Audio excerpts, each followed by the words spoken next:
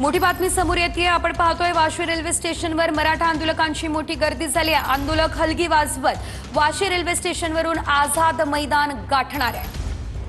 आझाद मैदानाच्या परिसरामध्ये गर्दी असल्याचं आपण पाहिलेलं होतं, मात्र आता वाशी रेल्वे स्टेशनवर देखील मराठा आंदोलकांनी मोठी गर्दी केलेली आहे आणि या ठिकाणी हलगी वाजवत आझाद मैदान गाठलं जाणार आहे। सध्याची आपण ही लाईव्ह दृश्य पाहतोय, कशा प्रकारे या मराठा बांधवांचा उत्साह आहे तो आपण या दृश्यांच्या माध्यमातून पाहू शकतो। सगळं चालू आहे, प्रतिनिधींनी आढावा घेतलाय, पाहूया।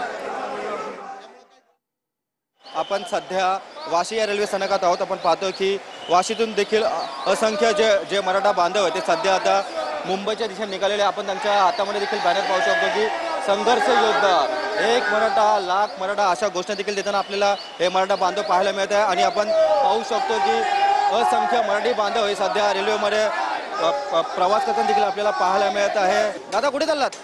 आझाद मैदानला। किती दिवसापासून नवी मुंबईत वास्तव्यास होतात?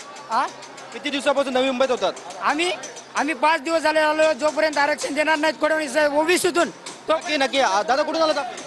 कुठून आलात? आम्ही सातारा मान तालुका देवळ गावातून आलोय। आम्ही आज आमचा 3रा दिवस आहे। अजून आमच्या गावावरून भरपूर लोक येतात। आम्हाला आरक्षण भेटत नाही तोपर्यंत आम्ही मगासून पाहतो की शिस्तबद्ध पद्धतीने आपण म्हणजे आरक्षणच्या मागणीसाठी या ठिकाणी आले। प्रवास करताना चालू ट्रेन मध्ये चढण्याचा किंवा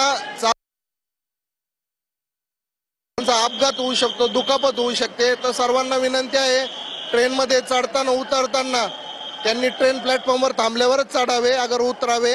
याचबरोबर जी रेल्वे प्लॅटफॉर्म आहे, प्लॅटफॉर्म पासूनही थोड्या अंतरावरती थांबून स्वतःची काळजी घ्यावी, कारण चालू लोकलचा त्यांना धक्का लागू शकतो।